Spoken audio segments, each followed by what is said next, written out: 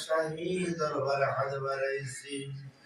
আমাদের সকলের জীবনের গুনাহগুলো তুমি ক্ষমা করে দাও আমিন সবাইকে কবুল আর মঞ্জুর করে নাও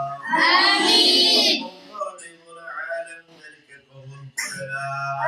আমিন তুমি হক্কানি হাফেজ আলেম হিসেবে কবুল করে নাও আমিন আমাদের সকলের মা বাবা দাদা দাদি নানা নানি শ্বশুর শাশুড়ি আপন যারা কবর দেশে সবাইকে নাজাতের ফয়সালা করে দিন আমিন রব্বুল আলামিন তোমার তো জানার বাকি নাই তোমার যে বান্দা তলিবুল আলামদেরকে আল্লাহ নিয়ামতের ফয়সালা করেছেন আল্লাহ ওনার মনের নেক নেক মাকসুদ খানা তুমি পূরণ করে দিন আমিন বাবা